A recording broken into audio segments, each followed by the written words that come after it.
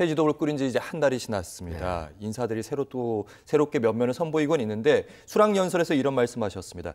역설적으로 긴박한 정치의 최대 위기가 이 새로운 미래의 존재 이유를 확실하게 증명하고 있다. 그러니까 윤석열 대통령이 한쪽에 있고 한쪽은 이제 이재명 대표가 있으니까 거대한 힘과 힘의 대결, 그 사이에 뭔가 중재자가 필요하고 누군가 돌파구, 어떤 당이 필요하다 이런 자리는 있는데 세미래가.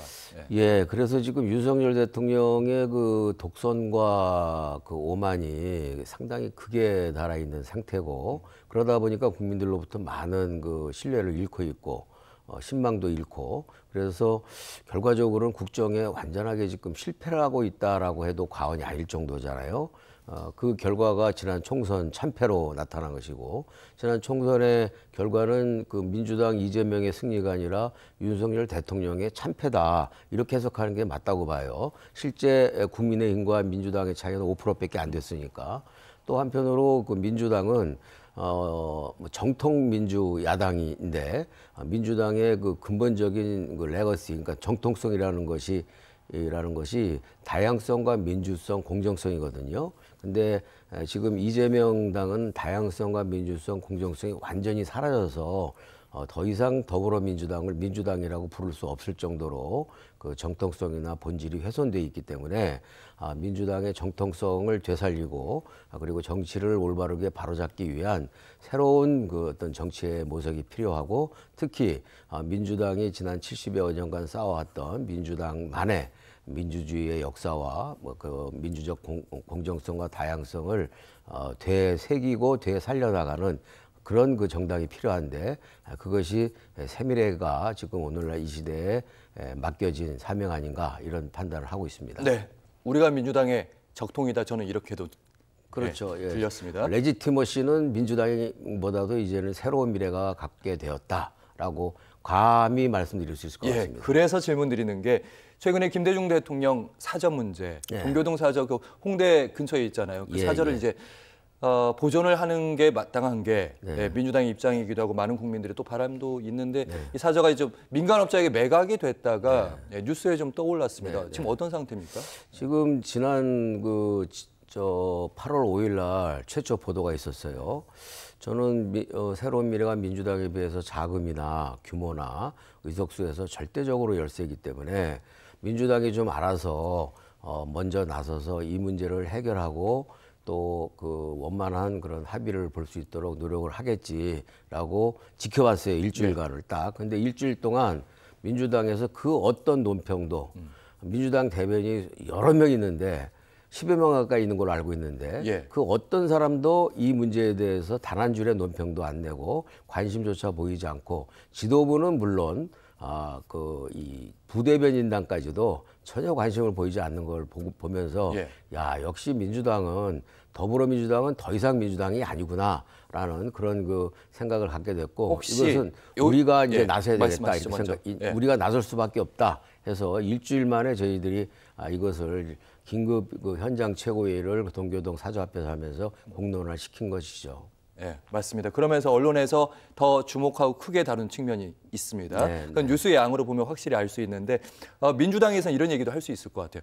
당시 이 동교동 사저 문제는 김홍걸 씨부터 시작해서 DJ의 삼남과 관련된 상속의 문제가 있고 또 어떻게 보면 그 얘기를 하다 보면 좀 김대중 대통령에게 누가 될 수 있는 부분이 있어서 조용히 좀 처리하려고 했다 뭐 이런 뉘앙스도 있을 것 같거든요. 전혀 그런 뉘앙스는 없어요. 왜냐하면 조용히 처리하려는 노력이나 시도조차 없었으니까요. 그 사저가 매각될 때까지.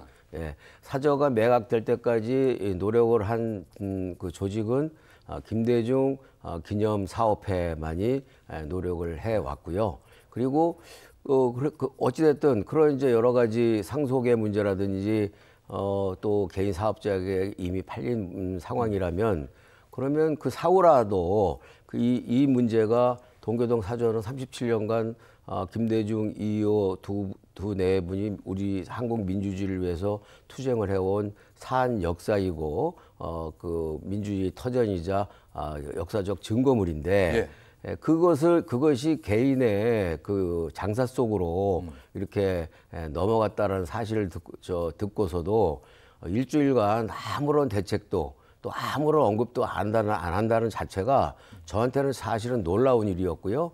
그것은 그만큼 민주당의 김대중이라는 이름 석자는 없어져 버렸다. 오직 올리 이재명과 이재명 방탄만이 존재하고 있다라는 것을 다시 한번 확인할 수 있었기 때문에 너무나 실망스럽고 한편으로는 분노스러워서 제가 이 문제를 과감하게 문제를 제기한 것이죠. 네, 민주당이 지금 말만 없는 게 아니라 행동도 없었다 이런 말씀을 하시는 건데요. 네. 지금 이제 그 동교동 사저 문제는 이제 민간업자가 어쨌든 김대중 2호 기념관으로 네. 무료로 이제 10월부터 개방하겠다. 네. 여기까지 좀 뉴스가 나온 상황인데 그래서 다양한 아이디어를 좀 나오더라고요.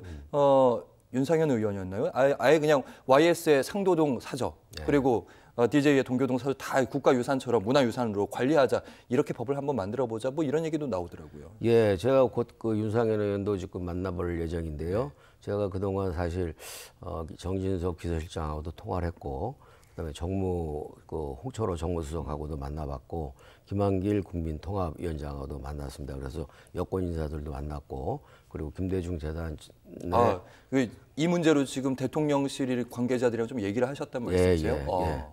예. 오늘 이제 사실 이 자리에서 최초로 말씀드리는 건데 김한길 그 국민통합위원장하고 만난 사실은 연합뉴스에 보도가 됐더라고요. 그리고 나머지 사실은 이제 보도가 안 돼 있는 상태고 당연히 이제 윤상현 의원을 비롯해서 직접적으로 이 문제에 대해서 여당 의원들 중에서도 관심을 갖고 있는 분들이 많아 있어요. 조수진 의원도 적극적인 관심을 갖고 있고요. 그래서 다음 주 중에는 이제 좀 여당 의원들하고도 소통을 좀 본격적으로 하려고 하고 있고요. 네. 또 김대중 재단 그 권노갑 이사장님을 비롯해서 문희상 부이사장님 등 여러분들과 함께 일주일에 한 번씩 만나서 이 문제를 논의를 하고 있는 과정에 있습니다. 네. 그런데 저는 그 이제 김홍걸 3단께서 그 민간 사업자가 김대중 2호 기념관으로 만들겠다고 했다라고 얘기를 하고 있거든요. 근데 그 사실에 대해서 전 신뢰가 안 가요. 첫째는 김홍걸 그 3남은 이미 100억에 팔았잖아요. 예. 그럼 매수자 그러면은 그 동교동 사저를 김대중 2호 기념관으로 할 것인지 말 것인지 어떻게 할 것인지에 대해서 매수자가 발표를 해야지. 아무런 권리와 책임과 의무가 없는 매도자가 이렇게 할 것이다 라고 얘기하는 것 자체가 그 논리적인 모순이고요. 두 번째는 이 김홍걸 그 제3남이 이것을 상속하는 과정에서 이 개인이 상속을 받게 되면은 김대중 2호 기념관의 그 기념사업 자체가 기념관 자체가 무산될 수도 있다라는 걱정을 둘째 김홍업 씨가 했어요. 그래서 사실은 그것을 그 매매 정지 가처분 신청을 했던 거예요. 맞아요. 예. 근데 그것을 이제 일부 세간 사람들이 오해를 해가지고서 형제간의 재산 다툼이다 이렇게 하는 바람에 이제 그것을 고민을 하다가 김홍걸 그 3당으로부터 김홍업 씨한테 절대 팔지 않겠다. 김대중 2호 기념관으로 하겠다. 라는 약속을 받고 가처분 신청을 포기를 한 거예요. 그렇죠. 예. 그런 과정에서 이게 매각이 돼버린 거거든요. 갑자기 매각 보도가 나왔어요. 그리고 이제 그래서 지금 현재 매수자는 가만히 있는데 매도자가 이렇게 할 것이다라고 이제 계획을 얘기하고 있을 뿐만 아니라 지금 김대중 기념 사업회에서 이 문제를 갖다가 개인 사업화하는 거, 개인 사업장화하는 거, 또 민간 개인이 이것을 관리하는 문제에 대해서 심각한 우려와 걱정을 하고 있기 때문에 이 문제를 좀 원만하게 중지시키고 협의해서